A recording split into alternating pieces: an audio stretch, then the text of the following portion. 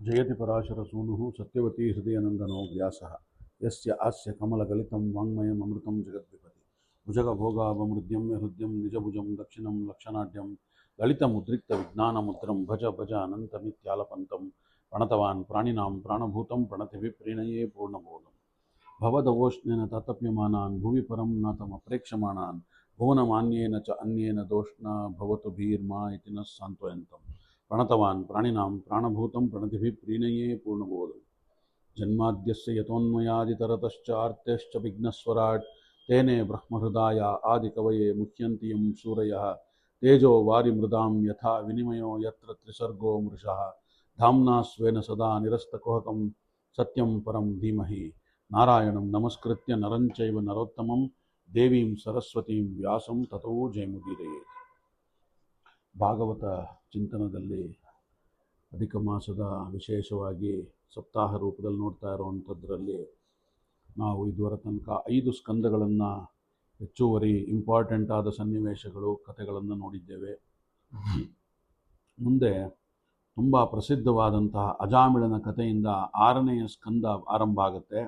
ಭಾಗವತದಲ್ಲಿ ಬರುವ ಈ ಕಥೆ ತುಂಬ ಮನೋಜ್ಞವಾಗಿರುವಂಥದ್ದು. ಪರೀಕ್ಷಿತನ ಕೆಲವು ಜಿಜ್ಞಾಸೆಗಳಿಗೆ ಉತ್ತರವಾಗಿ ಶುಕಾಚಾರ್ಯರು ಅಜಾಮಿಳನ ಕಥೆಯನ್ನು ಉದಾಹರಣೆ ಕೊಡ್ತಾರೆ. ಪರೀಕ್ಷಿತನ ಸಮಸ್ಯೆ ಏನಪ್ಪ ಅಂದರೆ, ಪರೀಕ್ಷಿತ ಕೇಳ್ತಾನೆ, ಮನುಷ್ಯ ಜೀವನದಲ್ಲಿ ತಪ್ಪುಗಳನ್ನು ಮಾಡ್ತಾನೆ, ಮಾಡಬಾರದ ಕೆಲಸವನ್ನು ಮಾಡ್ತಾನೆ, ಮತ್ತೆ ಪಶ್ಚಾತ್ತಾಪವನ್ನು ಪಡ್ತಾನೆ.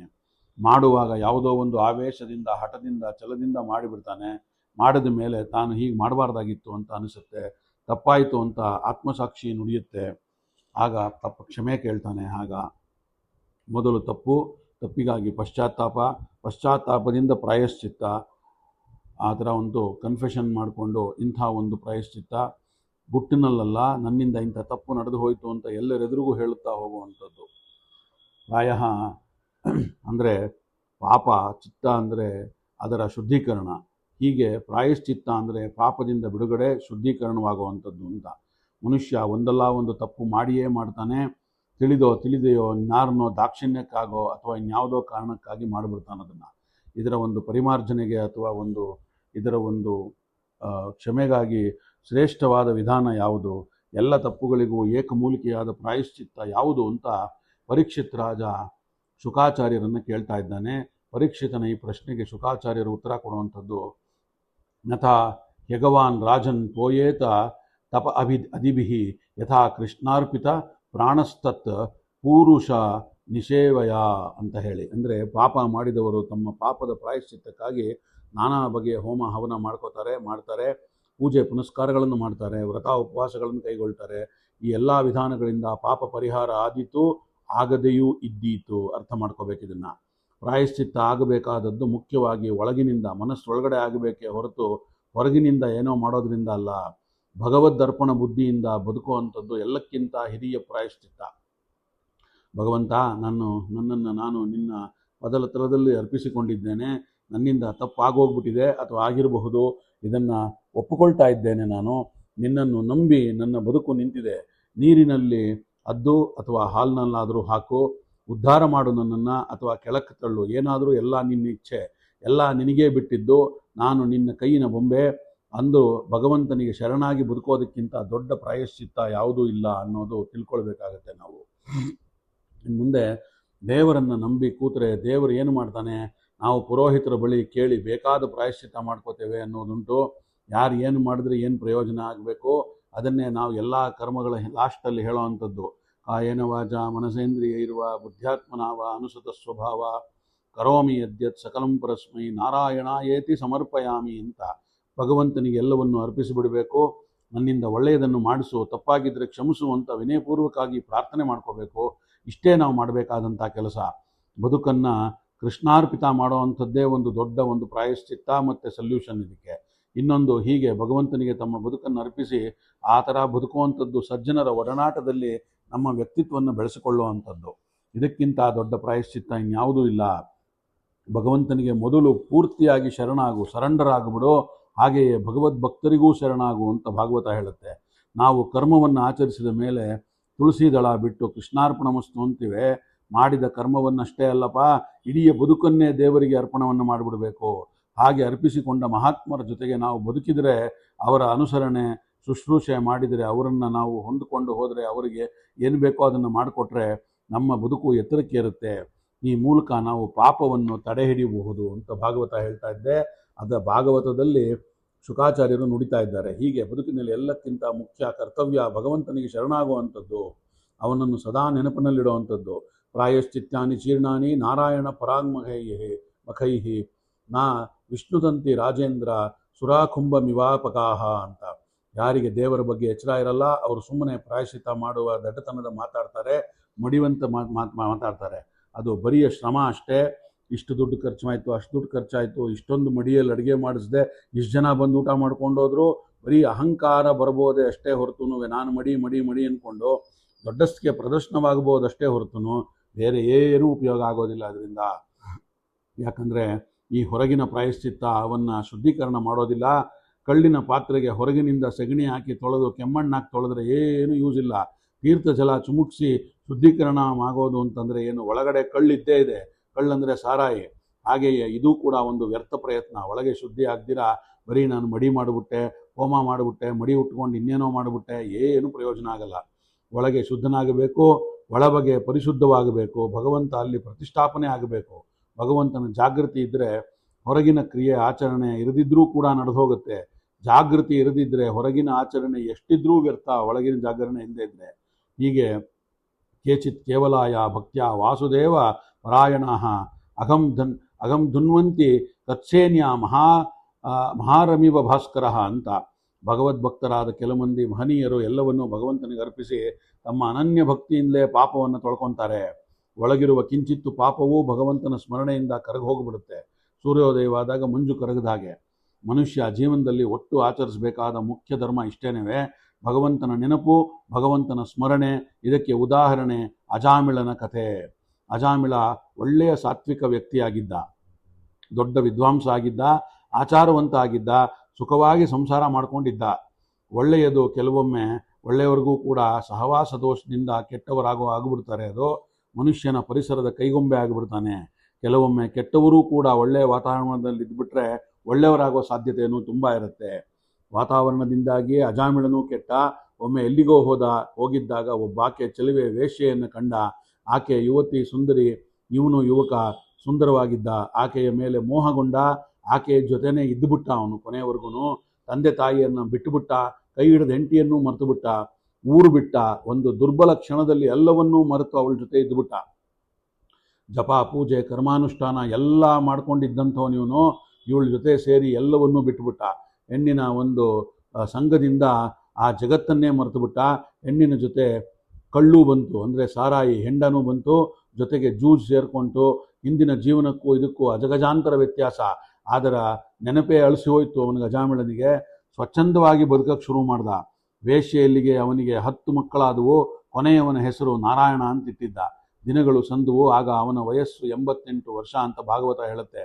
ಒಂದು ದಿನ ಕಾಯಿಲೆ ಬಿದ್ದ. ಇನ್ನೇನು ಸಾಯೋ ಕ್ಷಣ ಸಮೀಪಿಸ್ತು ಅಂದಾಗ ಅವನಿಗೆ ಒಂದು ಅಪೂರ್ವವಾದಂಥ ದೃಶ್ಯ ಗೋಚರ ಆಯಿತು. ಸತ್ತಂತೆ ಆಯಿತು, ಸತ್ತಿಲ್ಲ. ಆದರೆ ಕನಸಿನಲ್ಲಿ ಈ ಥರ ಬಂದಿದ್ದಂಥದ್ದು. ಭೀಕರವಾದ ಯಮದೂತರು ಬಂದು ಅವನನ್ನು ಎಳ್ಕೊಂಡು ಹೋಗುವಂಥ ಹಾಗೆ ಅನುಭವ ಅವನಿಗೊಂದು ದೃಶ್ಯ ಆ ಥರ ಕಂಡಿದ್ದು. ಸಾಯುವಾಗ ಕೆಲವರಿಗೆ ಇಂಥ ದರ್ಶನಗಳು ಸಾಮಾನ್ಯವಾಗಿ ಆಗುತ್ತೆ. ನಾವು ಸಾಯ್ತಾ ಇದ್ದೇವೆ ಅನ್ನುವುದು ಗೊತ್ತಾಗುತ್ತೆ. ಆಗ ನನ್ನನ್ನು ಕೊಂಡೊಯ್ಯಲು ಬಂದಿದ್ದಾರೆ ಅಂತ ಹೇಳಿ ಅವರಿಗೆ ಒಂದು ಥರ ಭ್ರಮೆಯಲ್ಲಿ ಕಾಣಿಸೂ ಬಿಡುತ್ತೆ. ಅಲ್ಲಿ ನಿಂತಿದ್ದಾರೆ, ಎದುರುಗಡೆ ಕಿರ್ಚ್ಕೋತಾ ಇದ್ದಾರೆ ಅಂತ ಹೇಳಿ ಅಯ್ಯೋ ಕರ್ಕೊಂಡು ಹೋಗ್ತಿದ್ದಾರೆ ಅಂತ ಕೆಲವು ಸತಿ ಕಿರ್ಚೂ ಬಿಡ್ತಾರೆ. ಹಾಗಾಗಿ ಬಡಬಡಿಸ್ತಾ ಇರ್ತಾರೆ. ಆ ಥರ ಕೆಲವರಿಗೆ ಕಾಣಿಸಿದ್ರೂ ಈ ಕ್ಷಣದಲ್ಲೇ ಬಾಯಿ ತೆರೆದು ಹೇಳೋದಕ್ಕಾಗೋದಿಲ್ಲ. ಅಜಾಮಿಳನಿಗೂ ಇಂಥ ಒಂದು ದರ್ಶನ ಆಯಿತು. ಅವನಿಗೆ ತಾನೀಗ ಸಾಯೋದು ಖಚಿತ ಅಂತ ಗೊತ್ತಾಯಿತು. ಅಯ್ಯೋ ಮಗು ನಾರಾಯಣ, ಇನ್ನೇನು ಗತಿ ಎಂದ ಕೊನೆಯಲ್ಲಿ. ಆ ಥರ ಗೋಳಿಟ್ಟ. ಆ ಕ್ಷಣದಲ್ಲಿ ಇನ್ನೊಂದು ದೃಶ್ಯ ತೆರೆದುಕೊಂಡಿತು ಅವನಿಗೆ. ಪಕ್ಕದಲ್ಲೇ ಪಿಕ್ಚರ್ ಇನ್ ಪಿಕ್ಚರ್. ಆಲ್ರೆಡಿ ಅವನ ಕನಸು ಪಿಕ್ಚರ್ ಕಾಣ್ತಾ ಇದ್ದಾನೆ. ಅದರೊಳಗೆ ಇನ್ನೊಂದು ಪಿಕ್ಚರ್ ಸೈಡಲ್ಲಿ. ದೇವದೂತರು ಬಂದಿದ್ದಾರೆ, ಯಮದೂತರು ವಿಕಾರವಾಗಿದ್ದಾರೆ. ಅವರು ಎಳ್ಕೊಂಡು ಹೋಗೋಕ್ಕೆ ಇಟ್ಕೊಂಡಿದ್ದಾರೆ, ಪಾಶ ಕೈನಲ್ಲಿ ಇಟ್ಕೊಂಡು. ಆ ಕಡೆಯಿಂದ ದೇವದೂತರು ನೀಟಾಗಿ ಡ್ರೆಸ್ ಆಗಿರೋವಂಥದ್ದು, ಕಿರೀಟ ಎಲ್ಲ ಇಟ್ಕೊಂಡಿರೋವಂಥವ್ರು ದೇವದೂತರು ಬಂದಿದ್ದಾರೆ.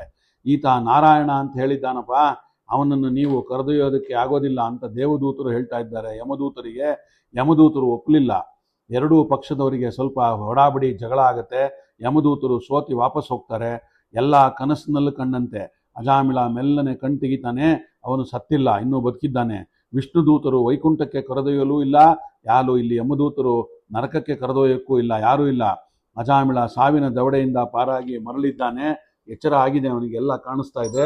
ದಾರಿ ತಪ್ಪಿದವಂಥವನಾಗಿ ಅವನು ತಿದ್ದುವುದು ದೇವತೆಗಳ ಒಂದು ಕರ್ತವ್ಯ ಅಂತ. ಯಾಕಂದರೆ ಅವನು ಭಗವದ್ಭಕ್ತ ಮೂಲವಾಗಿ. ಸಾಯುವ ಪರಿಸ್ಥಿತಿಯಲ್ಲಿ ದೈವಿ ಆಸುರಿ ಸಂಘರ್ಷ ಆಯಿತು, ಯಮದೂತರು ಸೋತ ಹಾಗಾಯಿತು, ದೇವದೂತರು ಗೆದ್ದ ಹಾಗಾಯಿತು. ಅದರಿಂದಲೂ ಅವನೊಂದು ಪಾಠವನ್ನು ಕಲಿತ. ಅವನಿಗೆ ಎಚ್ಚರ, ಇದೊಂದು ಎಚ್ಚರದ ಕನಸು, ಒಳಬಗೆಯನ್ನು ಎಚ್ಚರಿಸುವಂಥ ಕನಸು ಇದು ಅವನಿಗಾಗಿದ್ದು. ಈಗ ಅಜಾಮಿಳನಿಗೆ ತುಂಬ ಪಶ್ಚಾತ್ತಾಪ ನಡೆದೋಗಿದೆ. ಜೀವನದುದ್ದಕ್ಕೂ ಏನೇನೋ ಮಾಡಿಬಿಟ್ಟೆ, ನನ್ನವರನ್ನೆಲ್ಲ ಬಿಟ್ಟು ಈ ಒಂದು ಅನೀತಿ ಮಾರ್ಗವನ್ನು ಹಿಡಿದೆ, ಮಾಡಬಾರದನ್ನೆಲ್ಲ ಮಾಡಿದೆ. ಆದರೂ ಈ ಒಂದು ಕೊನೆಯ ಕ್ಷಣದಲ್ಲಿ ಮಗನ ನೆನಪದಲ್ಲಾದರೂ ನಾರಾಯಣ ಸ್ಮರಣೆ ಮಾಡಿದ ಮಾತ್ರಕ್ಕೆ ದೇವತಾನುಗ್ರಹ ಆಯ್ತಲ್ಲ ಅಂತ ಅನ್ನಿಸ್ಬಿಡ್ತು ಅವನಿಗೆ. ಅಜಾಮಿಳನ ಸ್ವಭಾವದಿಂದ ಒಳ್ಳೆಯವನಾಗಿದ್ದರಿಂದ ಪರಿಸರದಿಂದ ಕೆಟ್ಟವನಾಗಿದ್ದ ಅವನು. ಅದರಿಂದಾಗಿ ಅವನ ಸಹಜ ಸ್ವಭಾವ ಆ ಒಂದು ಇದಕ್ಕೆ ದೇವತೆಗಳು ಹೀಗೆ ಅವನಿಗೆ ಆಟವನ್ನು ಆಡಿ ಅವನಿಗೆ ನೆನಪಿಗೆ ತರಿಸಿದ್ರು. ಭಕ್ತ ಬಂದು ಭಗವಂತನ ಲೀಲಾ ನಾಟಕ ಆಯಿತದು. ಅಜಾಮಿಳ ಮತ್ತೆ ಎಲ್ಲ ಬಂಧನಗಳನ್ನು ಹರಿದು ಕೆಳಚಿ ಹಾಕಿ ಗಂಗಾ ನದಿ ತೀರಕ್ಕೆ, ಗಂಗಾ ಮೂಲಕ್ಕೆ ಹೊರಟೋದ. ಅಲ್ಲಿ ಇಷ್ಟು ಕಾಲ ನನ್ನ ಜೀವ ವ್ಯರ್ಥವಾಗೋಯ್ತು, ಇನ್ನುಳಿದ ಕಾಲನಾದರೂ ನಾನು ಸಾರ್ಥಕ ಮಾಡ್ಕೋಬೇಕು ಅಂತ ಹೇಳಿ ನಿರ್ಧರಿಸಿ ತಪಸ್ಸಿಗೆ ಕೂತ. ಭಗವಂತನ ಅಖಂಡ ಧ್ಯಾನದಲ್ಲಿ ಮೈಮರೆತು ಬಿಟ್ಟ. ನೋಡಿ, 88 ವರ್ಷ ಅಂದರೆ ಅವನು ಬಂದಾಗ ಅಲ್ಲೊಂದು 25 ವರ್ಷ ಅವನಿಗೆ, ಅಂದರೆ ಒಂದು ಸುಮಾರು 60, 62, 63 ವರ್ಷ ಇಂಥ ಜೀವನವನ್ನು ಕಂಡಂಥವನು, ಎಲ್ಲವನ್ನೂ ಮರೆತು ಹೆಣ್ಣಿನ ಜೊತೆ ಇದ್ದವನು ಈಗ ಎಲ್ಲವನ್ನೂ ಮರೆತು ಭಗವದ್ಭಕ್ತನಾಗೋದ. ಈ ತಪಸ್ಸಿಗೆ ನಿಂತು ಬಿಟ್ಟ ಅವನು. ಭಗವಂತನ ಅಖಂಡ ಧ್ಯಾನ, ಮೈ ಮರೆತು ಹೋಯ್ತು ಅವನಿಗೆ. ಅಲ್ಲಿ ಹೆಂಗೆ ಮೈ ಮರೆತಿತ್ತೋ ಇಲ್ಲೂ ಹಾಗೆ ಅದಕ್ಕಿಂತ ಹೆಚ್ಚಾಗಿ ಮೈ ಮರೆತು ಬಿಟ್ಟ ದೇವರ ಧ್ಯಾನದಲ್ಲಿ. ಈ ಸ್ಥಿತಿಯಲ್ಲೇ ದೇಹತ್ಯಾಗ ಮಾಡಿದ ಅವನು ಸದ್ಗತಿಯನ್ನು ಪಡೆದ. ಯಾಕಂದರೆ ಅವನು ತಪಸ್ಸು ಮಾಡ್ತಲೇ ಸತ್ತ ಅವನು. ಈಗ ತಾನೇ ನಾವು ಗೀತೆಯಲ್ಲಿ ನೋಡಿದ್ದೇವೆ, 8ನೇ ಅಧ್ಯಾಯದಲ್ಲಿ ಹೇಳ್ತಾನೆ, ಯಾರು ಕೊನೆಯಲ್ಲಿ ಏನನ್ನು ನೆನೆಸ್ತಾ ಪ್ರಾಣವನ್ನು ಬಿಡ್ತಾರೆ ಅದೇ ಆಗ್ತಾರೆ ಅಂತ. ಅವನು ಭಗವಂತನನ್ನೇ ನೆನಿತಾ ಪ್ರಾಣವನ್ನು ಬಿಟ್ಟ. ಸೀದಾ ಹೋಗಿ ಭಗವಂತನನ್ನೇ ಸೇರಿದ. ಮುಕ್ತಿ ಮಾರ್ಗ ಆಯ್ತು ಅವನಿಗದು. ಮನಪರಿವರ್ತನೆಗಾಗಿ ಭಗವಂತ ಅವನಿಗೆ ಕಾಣಿಸಿದ ನೋಟ ಅವನ ಕಣ್ಣು ತೆರೆಸಿತ್ತು, ಒಳಗಣ್ಣು ತೆರೆಯಿತು ಅವನಿಗೆ. ಶುಕಾಚಾರ್ಯರು ಕೇಳ್ತಾರೆ, ಅವನೇನು ಮಾಡ್ದ? 88 ವರ್ಷಗಳ ಕಾಲ ಮಾಡಬಾರ್ದನ್ನು ಮಾಡಿದ್ದಾನೆ. ಆಚಾರ ಬಿಟ್ಟ, ಧರ್ಮದ ದಾರಿ ಬಿಟ್ಟ, ಹೆಂಡತಿ ಮಕ್ಕಳನ್ನು ಬಿಟ್ಟ, ಒಂದು ಸೂಳೆಯ ಜೊತೆ, ಒಂದು ವೇಶ್ಯೆಯ ಜೊತೆ ಸಂಸಾರವನ್ನು ಮಾಡಿದ. ಪರಿಹಾರಕ್ಕಾಗಿ ಯಾವ ಪ್ರಾಯಶ್ಚಿತ್ತವನ್ನೂ ಮಾಡಿಕೊಳ್ಳಿಲ್ಲ. ಆದರೆ ಏನು ಮಾಡ್ದ? ಪಶ್ಚಾತ್ತಾಪವನ್ನು ಪಟ್ಟ. ಅದರಿಂದ ಮನಪರಿವರ್ತನೆ ಆಯಿತು ಅವನಿಗೆ. ಮನಸ್ಸನ್ನು ತಿದ್ದುಕೊಂಡ, ನೊಂದುಕೊಂಡ, ಕೊಳೆ ತುಂಬಿದ ಬಗೆಯನ್ನು ತೊಳೆದು ಆ ಒಂದು ಭಗವಂತನಲ್ಲಿ ಸ್ಥಾಪಿಸಿದ ಆ ಮನಸ್ಸನ್ನು. ಇದೇ ನಿಜವಾದ ಪ್ರಾಯಶ್ಚಿತ್ತ. ದೇವರನ್ನು ನೆನೆಸಿ ಬದುಕಬೇಕು ಅಂತ ನಿರ್ಧಾರ ಮಾಡೋದ್ನಲ್ಲ, ಅದೇ ಒಂದು ದೊಡ್ಡ ಪರಿವರ್ತನೆ, ಅದೇ ಪ್ರಾಯಶ್ಚಿತ್ತ. ಅಜಾಮಿಳ ಕಂಡ ದರ್ಶನ. ಇನ್ನೊಂದು ಮುಖವನ್ನು ಶುಕಾಚಾರ್ಯರು ಏನು ಹೇಳ್ತಾರೆ ಅಂದರೆ, ಯಮದೂತರು ಅಜಾಮಿಳನನ್ನು ತೊರೆದು ಯಮನ ಬಳಿ ಹೋದ್ರಂತೆ. ಅಲ್ಲಿಂದ ವಾಪಸ್ಸು ಅವ್ನು ಕರ್ಕೊಂಡು ಹೋಗೋಕ್ಕಾಗ್ದಿರ. ಆಗ ಯಮನ ಬಳಿ ಹೋಗಿ ಚಾಡಿ ಹೇಳಿದ್ರು, ಅಂದರೆ ಕಂಪ್ಲೇಂಟ್ ಕೊಟ್ಟರು. ಆಯಸ್ಸು ಮುಗಿದ ಜೀವಿಗಳನ್ನು ಕರ್ತವಮ್ಮ ಅಂತ ಹೇಳಿದ್ದೀರಾ, ಹೋದರೆ ನಾರಾಯಣನ ದೂತರು ಬಂದು ನಮ್ಮನ್ನು ತಡೆದು ಬಿಟ್ರು. ಒಂದು ವೇಶ್ಯೆಯ ಮನೆಯಲ್ಲಿ ನೀತಿ ಭ್ರಷ್ಟನಾಗಿ ಬದುಕಿದ್ದ ವ್ಯಕ್ತಿ ಅನ್ನೋದನ್ನು ಬಿಟ್ಟು ನಾವು ಕರ್ಕೊಂಡು ಹೋಗದಂತೆ ವಾದಿಸಿದ್ರು ಅವರು. ಆತನ ಯೋಗ್ಯತೆಯಂತೆ, ವಿಷ್ಣು ಭಕ್ತನಂತೆ ಅವನು. ಏನೋ ನಮ್ಗೆ ಅರ್ಥವೇ ಆಗ್ತಾ ಇಲ್ಲ, ಯಾವುದೂ ಗೊಂದಲ ಆಗಿದೆ. ಯಾರು ಯೋಗ್ಯರು, ಯಾರು ಅಯೋಗ್ಯರು, ಇದನ್ನು ನಿರ್ಧಾರ ಮಾಡೋದೇ ಹೇಗೆ ಅಂತ ಗೊತ್ತಾಗ್ತಿಲ್ಲ. ಇದನ್ನು ನಿರ್ಧಾರ ಮಾಡೋಕ್ಕೆ ಯಾವುದು ಮಾನದಂಡ ಅಂತ ಕೇಳ್ತಾರೆ ಯಮದೂತರು ಅವನನ್ನ. ಆಗ ಯಮ ಹೇಳ್ತಾನೆ, ಜಿಹ್ವಾನ ಭಕ್ತಿ ಭಗವದ್ ಗುಣನಾಮಧೇಯಂ ಚೇತಶ್ಚಾನ ಸ್ಮರತಿ ತಚ್ಚರಾಣ ವಿರಂದಂ ಕೃಷ್ಣಾಯನೋ ನಮತಿ ಎಚ್ಚರ ಏಕಾದಪಿ ತಾನಾನ ಯದ್ವಾ ಮಸತೋ ಕೃತ ಕೃತ್ಯಾನ್ ಅಂತ. ನೋಡಪ್ಪ, ವೆರಿ ಸಿಂಪಲ್ಲು, ಕನ್ಫ್ಯೂಸ್ ಆಗಬೇಡ. ಯಾರು ಯೋಗ್ಯತೆಯಲ್ಲಿ ಒಳ್ಳೆಯವರು, ಯಾರು ಕೆಟ್ಟವರು ಅಂತ ತಲೆ ಕೆಡಿಸ್ಕೋಬೇಡ. ಯಾರ ನಾಲಿಗೆಯ ಮೇಲೆ ಭಗವಂತನ ಗುಣಗಾನ ಕೊಂಡಾಡುವುದಿಲ್ವೋ, ಬರೋದಿಲ್ವೋ ಅವರು ಅಯೋಗ್ಯರು. ಅಂಡರ್ಲೈನ್ ಮಾಡ್ಕೊಂಡು ಇಟ್ಕೊಳ್ಳಿ ಇದನ್ನು. ಅಂಥವರನ್ನು ಮಾತ್ರ ಕರ್ಕೊಂಡು ಬನ್ನಿ. ಯಾರ ಬಗ್ಗೆ ಭಗವಂತ ನೆನೆಯೋದಿಲ್ವೋ, ಯಾರ ತಲೆ ಭಗವಂತನಿಗಾಗಿ ಮಣಿಯೋದಿಲ್ವೋ ಅಂಥವರನ್ನು ಕರ್ಕೊಂಡು ಬನ್ನಿ ಅಂತ ಹೇಳ್ದ. ತಸ್ಮಾತ್ ಸಂಕೀರ್ತನಂ ವಿಷ್ಣು ಜಗನ್ಮಂಗಲ ಮಹಂಸಹಾಂ ಮಹತಾಪಿ ಕೌರವ್ಯ ವಿದ್ಯಾಕಾಂತ ವಿನಿಷ್ಕೃತಂ ಅಂತ. ಎಲ್ಲ ಮಹಾಪಾತಕಗಳಿಗೂ ಒಂದೇ ಪರಿಹಾರ ದಾರಿ ಅಂದರೆ ಪರಮ ಮಂಗಳವಾದಂತಹ ಭಗವಂತನ ಸಂಕೀರ್ತನೆ. ಭಗವಂತನನ್ನು ಎಲ್ಲೆಡೆ ಕಾಣುವಂಥದ್ದು ಭಗವಂತನ ಏಕಾಂತ ಭಕ್ತಿ. ಇದೇ ಜೀವನದ ಮಹಾಶಕ್ತಿ ಅಂತ ಹೇಳ್ದ. ಕೊನೆಗೆ ಏನಾಯಿತು ಅಂದರೆ, ಇಂಥವರನ್ನು ಮಾತ್ರ ಇಟ್ಕೊಳ್ಳಿ, ಇನ್ನು ಬೇರೆಯವರನ್ನ ಆ ಥರ ಮಾಡಬೇಡಿ, ಭಗವಂತ ನಾಮಸ್ಮರಣೆ ಮಾಡೋರನ್ನ ಅಂತ. ಪುರಂದರದಾಸರು ಇದನ್ನೇ ಹೇಳಿದ್ರು ಅವರು ದಾಸ ಸಾಹಿತ್ಯದಲ್ಲಿ. ಅದೇ ನೋಡಿ, ಭಾಗವತ ವ್ಯಾಸ ಸಾಹಿತ್ಯ ದಾಸ ಸಾಹಿತ್ಯ ಎರಡೂ ಬೇರೆ ಅಲ್ಲ. ಸಾರಿ ಹೇಳ್ತಾ ಇರ್ತೀನಿ. ಮುಟ್ಟಬೇಡಿ ಮುಟ್ಟಬೇಡಿ ಮುರಹರನ ದಾಸರನ್ನು ಅಂದು ಕಟ್ಟು ಮಾಡಿದನಂತೆ ಯಮತನ್ನ ದೂತರಿಗೆ ಅಂತ ಹಾಡು ಬರೆದಿದ್ದಾರೆ. ಪುರಂದರದಾಸರ ರಚನೆ ಅದ್ಭುತವಾದಂಥದ್ದಿದು. ಕೊರಳಲು ತುಳಸಿ ಮಾಲೆಯ ನಿಟ್ಟು ಹರಿನಾಮ ಸ್ಮರಣೆ ಮಾಡುವಂಥವರ ಮುಟ್ಟಬೇಡಿ ಮುಟ್ಟಬೇಡಿ ಮುರಹರನ ದಾಸರನ್ನು ಅಂತ ಹೇಳಿದ್ದಾರೆ. ಹಾಗೆ ಯಮ ತನ್ನ ದೂತರಿಗೆ ಹೇಳಿದ್ದಾನೆ ಅಂಥವರನ್ನು ಮಾತ್ರ ಕರ್ಕೊಂಬನ್ನಿ ಅಂತ. ಇನ್ನು ಮುಂದೆ ಅಲ್ಲಿಂದ ಪ್ರಸಿದ್ಧವಾದ 3 ದೇವತಾಗಣ ವಸು ರುದ್ರ ಆದಿತ್ಯರ ವಿವರವನ್ನು ಭಾಗವತ ಕೊಡುತ್ತೆ. ಅಲ್ಲಿಂದ ಮುಂದೆ ಅಷ್ಟವಸುಗಳು, ಏಕಾದಶ ರುದ್ರರು ಮತ್ತು ದ್ವಾದಶ ಆದಿತ್ಯರು, ಇವರ ಪರಂಪರೆ ಇದೇ ಇವಾಗ ನಾವು ನಡೆಸ್ತಾ ಇರೋವಂಥ ಅಧಿಕ ಮಾಸದ ವಿಶೇಷ. ಇಲ್ಲೇ ಈ 33 ಜನ ಬರೋವಂಥದ್ದು. 31 ಜನ ಆಯಿತು. ಇನ್ನು ಈ ದಕ್ಷ ಪ್ರಜಾಪತಿ ಮತ್ತು ವಷಟ್ಕಾರ ಇವರನ್ನೆಲ್ಲ ಕಾಪಾಡುವಂಥ ದೇವತೆ. ಹೀಗಿರುವಾಗ ಇದೇ 33ರ ಸಂಕೇತ, ಇದೇ ಅಧಿಕ ಮಾಸದ ಸಂಕೇತ. ಇಲ್ಲಿಂದ ಮುಂದೆ ನೋಡ್ತಾ ಹೋಗೋಣ. Very important.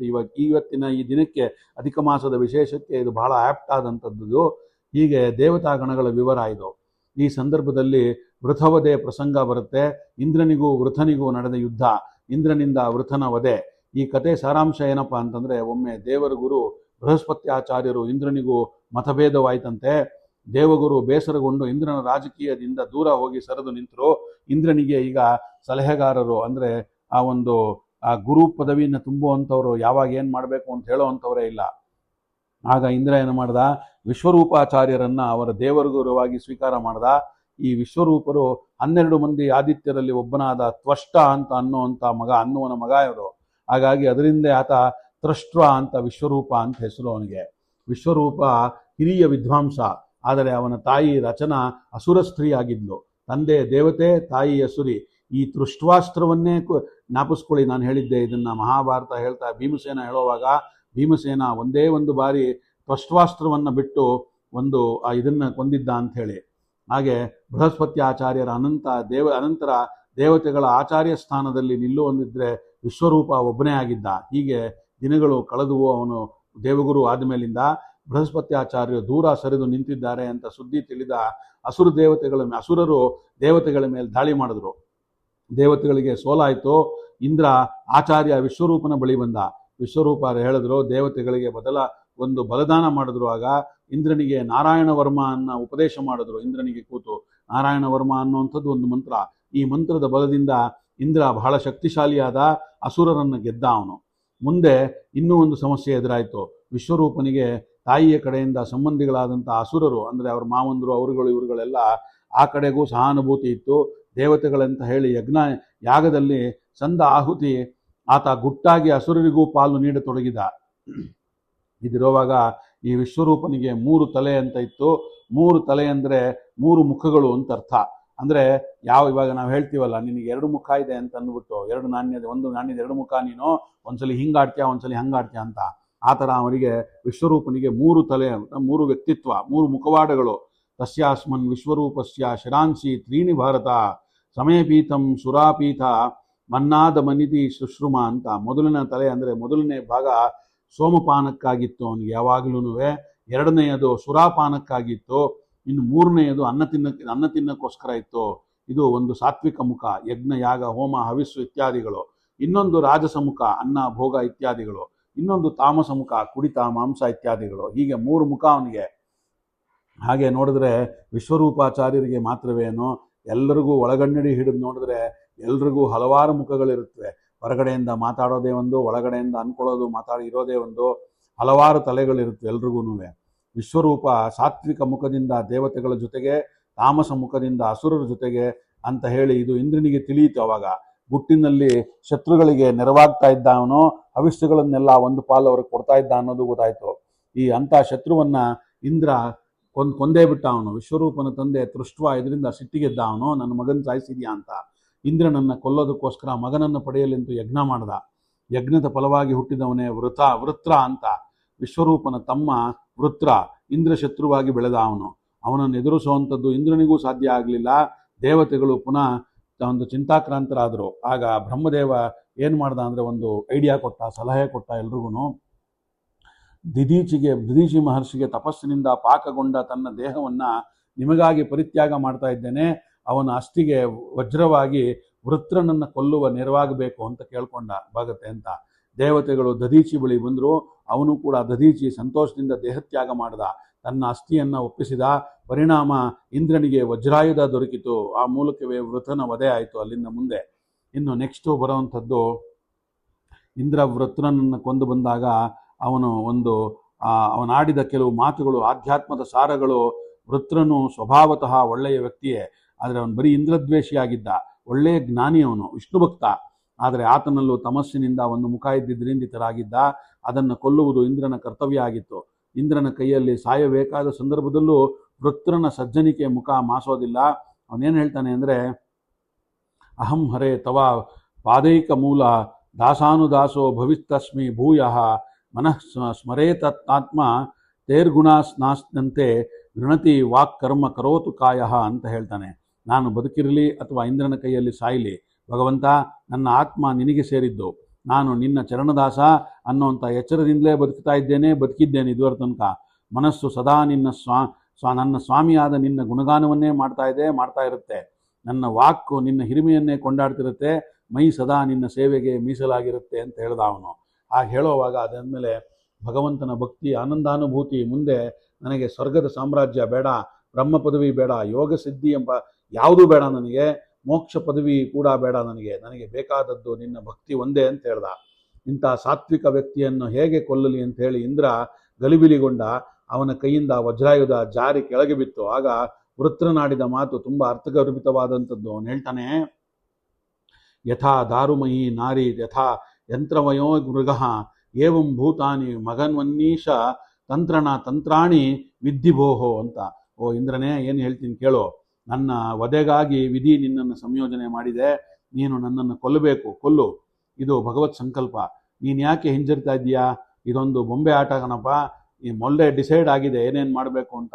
ತೆರೆ ಮರಳಲ್ಲಿ ಹಗ್ಗ ಹಿಡಿದು ಕುಣಿಸಿದಂತೆ ನಾವು ಕುಣಿಬೇಕು. ಅವನು ಏನು ಹೇಳ್ತಾನೆ ಹಾಗೆ ಮಾಡಬೇಕು. ಹಾಗೆ ಆ ಒಂದು ಕುದುರೆ ಚಲಿಸ್ತಾ ಇರ್ತದೆ, ಅದು ಎಲ್ಲಿ ಮೂಗಿನ ದಾರ ಹಿಡಿದು ನಿಂತ್ಕೋಬೇಕು ಅಂತ ಆ ರಥ ನಡೆಸೋನು ಹೇಳ್ತಾನೋ ಅಲ್ಲಿ ನಿಲ್ಲಬೇಕದು. ನಾನು ಸಾಯೋ ಆಟದ ಪಾತ್ರಧಾರಿಗಳು ನಾವೆಲ್ಲ. ಈ ನಾಟಕದ ದೃಶ್ಯ ಹೀಗೆ ನಡೀಬೇಕು ಅಂತ ಸೂತ್ರಧಾರ ನಿರ್ಧಾರ ಮಾಡಿಬಿಟ್ಟಿದ್ದಾನೆ ಆಗಲಡಿ. ನೀನು ಯಾಕೆ ಹಿಂಜರಿತಿದ್ಯಾ? ವಜ್ರಾಯುಧವನ್ನು ಕೈಗೆತ್ಕೋ, ನನ್ನ ಸಾವಿನ ಭಯ ಇಲ್ಲ ನನಗೆ, ನಾನು ಸಿದ್ಧವಾಗಿದ್ದೇನೆ ಅಂತ ಹೇಳ್ತಾನೆ. ಇಂದ್ರ ವಜ್ರಾಯುಧವನ್ನು ಎಸಿತಾನೆ. ಮಹಾಜ್ಞಾನಿಯಾದ ವೃತ್ರ ಸಾಯ್ತಾನೆ ಕೊನೆಗೆ. ಇದು ಬರಿಯ ಕಥೆ ಅಲ್ಲ, ಇದರೊಳಗೆ ಆಧ್ಯಾತ್ಮದ ಪಾಠ ಒಂದಿದೆ. ಏನಪ್ಪ ಅಂದರೆ, ನಮ್ಮೊಳಗೆ ಸಾತ್ವಿಕತೆ ಅಹಂಕಾರವಾಗಿ ಪರಿಣಾಮಗೊಂಡಾಗ ಅದು ವೃತ್ರನಾಗುತ್ತಾನೆ. ಅದನ್ನು ಸದೆಬಡಿಯೋದಕ್ಕೋಸ್ಕರ ಇಂದ್ರನೇ ಬರಬೇಕಾಗತ್ತೆ. ಈಗ ಪರೀಕ್ಷಿತನಿಗೆ ಒಂದು ಸಂಶಯ, ವೃತ್ರ ಒಳ್ಳೆಯವನಲ್ವಾ? ತನ್ನ ಬದುಕನ್ನು ಭಗವಂತನಿಗೆ ಅರ್ಪಣೆ ಮಾಡಿದವನಲ್ವಾ? ಭಕ್ತ, ಜ್ಞಾನಿ. ಇಂಥವನಿಗೆ ಯಾಕೆ ಇಂಥ ಸಾವು ಬಂತು? ಆಗ ಶುಕಾಚಾರ್ಯರು ವೃತ್ರನ ಪೂರ್ವಜನ್ಮದ ಇತಿಹಾಸವನ್ನು ತೆರೆದು ತೋರಿಸ್ತಾರೆ ಪರೀಕ್ಷಿತನಿಗೆ. ವೃತ್ರ ಕೆಟ್ಟವನಲ್ಲ ನಿಜಾನಪ್ಪ, ಆದರೆ ಹಿಂದೆ ಒಂದು ಘಟನೆ ಇದೆ. ಹಿಂದಿನ ಜನ್ಮದಲ್ಲಿ ಈತ ಒಬ್ಬ ರಾಜ, ಹೆಸರು ಚಿತ್ರಕೇತು ಅಂತ. ಒಳ್ಳೆಯ ಧಾರ್ಮಿಕನಾಗಿದ್ದ, ಆದರೆ ಅವನಿಗೆ ಮಕ್ಕಳಿರಲಿಲ್ಲ. ಒಮ್ಮೆ ಬ್ರಹ್ಮಪುತ್ರರಾದ ಅಂಗೀರಸರು ಅಲ್ಲಿಗೆ ಭೇಟಿ ಮಾಡಿದ್ರು. ಅವರು ಯೋಗಕ್ಷೇಮವನ್ನು ವಿಚಾರಿಸಿದ್ರು. ತನಗೆ ಸಂತಾನ ಇಲ್ಲ ಅಂತನ್ನೋ ಚಿಂತೆ ಚಿತ್ರಕೇತು ಅವನ ಮುಂದೆ ತೋಡ್ಕೊಂಡ. ಅವನಿಗೆ ಏನಾದರೂ ಮಾಡಿ ನನಗೊಂದು ಮಗುವನ್ನು ಕೊಡಿ ಅಂತಂದ. ಅಂಗೀರಸರು ಹೇಳಿದ್ರು, ಅತಾಹ ನೃಪಂತಿ ರಾಜನ್ ಭವತೈಕ ಕಸ್ತವಾತ್ಮಜಃ ಹರ್ಷಶೋಕ ಪ್ರದಸ್ತುಭ್ಯವತಿ ಬ್ರಹ್ಮಸುತೋ ಯಯೌ ಅಂತ ಹೇಳಿದ್ರು. ನಿನಗಾಯ್ತಪ್ಪ, ನಿನಗೊಬ್ಬ ಮಗ ಹುಟ್ಟುತ್ತಾನೆ, ಅವನಿಂದ ನಿನಗೆ ಅತ್ಯಂತವಾದ ಸುಖ ಖುಷಿ ಸಿಗುತ್ತೆ. ಆದರೆ ಅಷ್ಟೇ ಅಲ್ಲ, ಅದಕ್ಕಿಂತ ಹೆಚ್ಚಾದ ದುಃಖವನ್ನು ಪಡಬೇಕಾಗತ್ತೆ ನೀನು ಅಂದ. ಆಗಲಿ ಬಿಡಿ ಸ್ವಾಮಿ, ಪರವಾಗಿಲ್ಲ, ಮಕ್ಕಳು ಅಂದರೆ ಸುಖ ದುಃಖ ಇದ್ದೇ ಇರುತ್ತೆ. ದುಃಖ ಕೊಡದೇ ಇರೋ ಮಕ್ಕಳು ಯಾರಿಗಿರ್ತಾರೆ? ಪರವಾಗಿಲ್ಲ ಬಿಡಿ, ನಾನು ಅನುಭವಿಸ್ತೀನಿ ಇಂದ. ರಾಜ ಮೊದಲ ಹೆಂಡತಿ ಕೃತದ್ಯುತಿ ಅಲ್ಲಿ ಒಂದು ಗಂಡು ಮಗು ಆಯಿತು ಅವಳಿಗಲ್ಲಿ. ಅಂತಃಪುರದಲ್ಲಿ ಮಗು ಮುದ್ದಾಗಿ ಬೆಳೀತು. ರಾಜನಿಗೆ ಸಂತಸವೋ ಸಂತಸ. ಹಲವು ಕಾಲ ಹೀಗೆ ಸಂತಸದಲ್ಲಿ ಸಂದಿತು ಅವನಿಗೆ. ಮೊದಲ ಹೆಂಡತಿ ಬಗ್ಗೆ ಈಗ ರಾಜನಿಗೆ ತುಂಬ ಅಭಿಮಾನ, ಮಗು ಆಗಿದೆ ಅಂತ. ಅವಳಿಂದಾಗಿ ತನಗೊಬ್ಬ ಗಂಡು ಮಗ ವಂಶೋದ್ಧಾರಕ ಜನಿಸಿದ್ಬಿಟ್ಟಿದ್ದಾನೆ ಅಂತ. ಇದರಿಂದ ಉಳಿದ ಪತ್ನಿಯರಿಗೆ ಏನಾಯಿತು ಅಂದರೆ, ಒಂದು 4 ಜನ ಪತ್ನಿಯರಿದ್ದರು. ಅವನಿಗೆ ಅಸಹನೆ ಆಯಿತು. ಈ ಮಗುವಿನಿಂದಾಗಿ ತಾವು ರಾಜನಿಗೆ ಬೇಡ ಆಗಿದ್ದೇವೆ ನಾವು ಅಂತ ಹೇಳಿ ಚಿಂತೆ ಆಗಿ ಅಸೂಯೆಯಿಂದ ಮಗುವಿಗೆ ವಿಷವನ್ನು ಕೊಟ್ಟರು. ಮಗು ಸತ್ತೋಯ್ತು. ಎಲ್ಲೆಡೆಯೂ ಆಗ 5 ವರ್ಷ ಮಗುಗೆ ಎಲ್ಲ ಕಡೆಯೂ ಹಾಹಾಕಾರ. ರಾಜ ದುಃಖದಿಂದ ಕುಸಿದು ಕೂತ. ಮತ್ತೆ ಅಲ್ಲಿ ಅಂಗೀರಸರನ್ನ ಬೇಡ್ಕೊಂಡ. ಬಂದರು ಅಂಗೀರಸರ ಋಷಿಗಳು. ಒಂದು ಅಂದಿದ್ದು ನಿಜ, ಮಗು ನೀವು ಅಂದಿದ್ದು ನಿಜ. ಮಗು ನೋಡಿ ಖುಷಿನೂ ಕೊಡ್ತು, ಈಗ ಎಂಥ ದುಃಖ ಕೊಡ್ತಾ ಇದೆ ನೋಡಿ ಅಂತ ಹೇಳ್ದ. ಆಗ ಆಪತ್ಕಾಲದಲ್ಲಿ ಅಂಗೀರಸರು ಮತ್ತೆ ಕಾಣಿಸ್ಕೊಂಡಿದ್ರಿಂದ ರಾಜನಿಗೆ ಸಂತೈಸಿದ್ರು. ಕೋಯಂ ಸ್ಯಾತ್ ತವ ರಾಜೇಂದ್ರ ಭವಾನ್ ಯಮನೋ ಶೋಚಿತಃ ತ್ವಂ ಚಾಸ್ಯ ಕಥಮಃ ಸೃಷ್ಟೌ ಪುರೇ ದಾನಿಮಿತಃ ಪರಂ ಭೂತೈರ್ಭೂತಾನಿ ಭೂತೇಶ ಸೃಜರ್ವ್ಯತ್ತಿ ಹಂತಿ ಚ ಆತ್ಮಸೃಷ್ಟೈರತೈ ರಸ್ವಸ್ಯಂತಂತ್ರೈ ನ ಅರೋಪೇಕ್ಷತಃ ಬಾಲವತ್ ಅಂತ ಹೇಳಿದ್ರು. ಅಂದರೆ ಮಹಾರಾಜ, ಯಾರಿಗೋಸ್ಕರ ನೀನು ಅಳ್ತಾ ಇದ್ದೀಯಾ? ಈ ಹುಡುಗನಾಗಾಗಿ ಅಂತಂದ ಅವನು. ಇವನು ನಿನಗೇನಾಗಬೇಕಯ್ಯ ಅಂದ. ನನ್ನ ಮಗ ಅಂದ. ಅಂತ ನಿನ್ನ ಮಗ ಅಂತ ಕೂಗ್ತಾ ಇದೆಯಲ್ಲ, ಹೌದಾ ಅಂತ. ಹೌದು ಅಂದ. ಹಾಗಾದ್ರೆ ಒಂದು ಕೆಲಸ ಮಾಡು, ನಿಂಗೆ ಏನು ಮಾಡಬೇಕು, ಈ ಮಗುನ ಬದುಕಿಸ್ಕೊಡಿ ನನಗೆ ಅಂದ. ಆಯಿತು, ಕರಿತೀನಿ ಇರುವಂಥ ಆ ಜೀವವನ್ನು ಕರೆದ್ರು. ಆಗ ಅವನು ಹೇಳ್ತಾನೆ, ಯೋಚನೆ ಮಾಡು, ಈ ಹುಡುಗ ನಿನ್ನ ಮಗ ಅಲ್ಲ, ಭಗವಂತನ ಮಗ ಇದು. ಇನ್ನೊಂದ್ಸಲಿ ಯೋಚನೆ ಮಾಡಿಲ್ಲ, ಕರೀರಿ, ನಾನು ಕರಿತೀನಿ, ನಾನು ಕರೆದ್ರೆ ನನ್ನ ಮಗ ಬಂದೇ ಬರ್ತಾನೆ, ಈ ದೇಹದೊಳಗೆ ಸೇರ್ಕೋತಾನೆ ಅಂತ ಹೇಳಿದ್ರು ಅವನಿಗೆ. ಅಲ್ಲಿಗೆ ಆ ಜೀವ ಬರುತ್ತೆ. ಆಗ ಅವ್ರು ಹೇಳ್ತಾರೆ ಅಂಗೀರಸರು, ನೋಡಪ್ಪ, ಇದು ನೀನು ಅವ್ರ ಮಗ ಅಂತೆ, ಅವ್ರು ಕರೀತಾ ಇದ್ದಾರೆ, ನೀನು ಹೋಗಿ ಮತ್ತೆ ದೇಹದೊಳಗಡೆ ಸೇರ್ಕೊಂಡ್ರೆ ಅವ್ರಿಗೆ ಭಾಳ ಖುಷಿ ಆಗುತ್ತಂತೆ, ಹೋಗ್ತೀಯಾ ಅಂತಾರೆ. ಆಗ ಜೀವ ಹೇಳುತ್ತೆ, ಯಾರು ಕರೀತಾ ಇರೋರು ಅಂತ. ಈಗೋ ನೋಡಿ, ಇವ್ರು ನಿಮ್ಮಪ್ಪ ಅಂತೆ. ಯಾರು ನಮ್ಮಪ್ಪ ಅಂತ ಆ ಜೀವ. ಇವರು ಅಂದರೆ, ಈ ಥರ ನನಗೆ ಎಷ್ಟೋ 1000 ಜನ ಅಪ್ಪಂದ್ರಾಗೋದ್ರು, ಮುಂದೆ ಎಷ್ಟೋ 1000 ಜನ ಅಪ್ಪಂದ್ರು ಬರ್ತಾರೆ, ಯಾರ್ಯಾರು ಕರೆದ್ರು ಅಂತ ನಾನು ಮತ್ತೆ ಹೋಗಬೇಕು ಅಂತ ಕೇಳುತ್ತಾ ಜೀವ. ಹಾಗೆ ಹೇಳಿದಾಗ ಅದೇ ಒಂದು ದಿಗ್ಭ್ರಮೆ ರಾಜನಿಗೆ. ನೋಡಪ್ಪ, ನನಗೆ ಪರ್ಮನೆಂಟ್ ಆದ ಅಪ್ಪ ಒಬ್ಬ ಇದ್ದಾನೆ, ಭಗವಂತ. ಅವನು ಕರೆದ್ರೆ ಮಾತ್ರ ಹೋಗೋದು ನಾನು, ಇಲ್ಲದೆ ಇದ್ದರೆ ಅವನು ಎಲ್ಲಿ ಕಳಿಸ್ತಾನೋ ಅಲ್ಲಿಗೆ ಹೋಗ್ತಾ ಇರ್ತೀನಿ. ಈ ಅಪ್ಪ ಕರೆದ, ಎಲ್ಲ ಅಪ್ಪಂದ್ರು ಕರಿತಾ ಇರ್ತಾರೆ ಅಂತ 1000 ಸತಿ ನಾನು ವಾಪಸ್ ಹೋಗೋಕ್ಕಾಗತ್ತಾ ಆ ದೇಹದೊಳಗಡೆ? ಅವರಿಂದ ಆದದ್ದೇನು? ಆ ದೇಹ ನಿರ್ಮಿತವಾದದ್ದು. ಆ ದೇಹ ಅಲ್ಲಿದೆ, ಅವ್ರ ಮಗ ಅಂತ ಇಟ್ಕೊಂಡು ಮುದ್ದಾಡ್ಕೊಳ್ಳಿ, ನಾನು ಯಾಕೆ ಬೇಕು? ನಾನು ಅವ್ರ ಮಗ ಅಲ್ಲ, ನಾನು ಭಗವಂತನ ಮಗ ಅಂತ ಹೇಳಿ ಆ ಜೀವ ಹೊರಟೋಯ್ತು. ಇದರಿಂದ ಆ ರಾಜನಿಗೆ ದೊಡ್ಡದಾಗಿ ಕಣ್ತೆರಿತು. ಆ ಜೀವಾತ್ಮ ನೀಡಿದ ಉತ್ತರಕ್ಕೆ ಚಿತ್ರಕೇತು ಕಣ್ಣು ತೆರೆಸ್ತು. ಅದು ಎಲ್ಲ ತಂದೆ ತಾಯಂದಿರ ಕಣ್ಣನ್ನು ತೆರೆಸುವಂಥ ಮಾತಿದು. ಕಸ್ಮಿನ್ ಜನ್ಮಸ್ಯ ಬ್ರಹ್ಮವಿನ್ ಪಿತರೋ ಮಾತರೋ ಭವನ್ ಯಾವದ್ ಯಸ್ಯ ಹಿ ಸಂಬಂಧೋ ಮಮತ್ವಂ ತಾವದೇವಹಿ ಅಂತ. ನಾನು 1000 ಬಾರಿ ಹುಟ್ಟಿ ಬಂದಿದ್ದೇನೆ. ಇವರು ಯಾವಾಗೆಲ್ಲ ನನ್ನ ತಂದೆ ತಾಯಿಗಳಾಗಿದ್ರು? ಎಷ್ಟನೇ ತಂದೆ ಇವರು? ಈಗ ಎಷ್ಟನೇ ತಾಯಿ ಇವರು? ನಾನೀಗ ಪಂಜರದಿಂದ ಹೊರಗೆ ಬಂದ ಹಕ್ಕಿ, ದೇಹದ ಸೆರೆಯಿಂದ ಹೊರಬಂದಿದ್ದೇನೆ. ಪುನಃ ನಾನು ಸೆರೆಯಲ್ಲಿರೋಕ್ಕೆ ಇಷ್ಟ ಇಲ್ಲ. ಇಲ್ಲಿ ಇದ್ದಷ್ಟು ಕಾಲ ಮಾತ್ರವೇ ತಂದೆ ತಾಯಿ ಅನ್ನೋ ಅಭಿಮಾನ. ಆಗ ಈ ಮಮತೆಯೂ ಇಲ್ಲ, ಅಭಿಮಾನವೂ ಇಲ್ಲ. ನನಗೆ ಈ ತಂದೆಯೂ ಅಲ್ಲ, ಈಕೆ ತಾಯಿನೂ ಅಲ್ಲ, ನಾನು ಇವ್ರ ಮಗಾನೂ ಅಲ್ಲ. ಚಿತ್ರಕೇತುವಿಗೆ ಆಗ ಅರ್ಥ ಆಗಿದ್ದೇನಪ್ಪ ಅಂದರೆ, ನಮ್ಮ ತಪ್ಪು ಕಲ್ಪನೆಯಿಂದ ನಾವು ಹೀಗೆ ಸಂಸಾರ ಬಂಧನದಲ್ಲಿ ಸಿಲುಕಿಕೊಳ್ತಾ ಇರ್ತೇವೆ.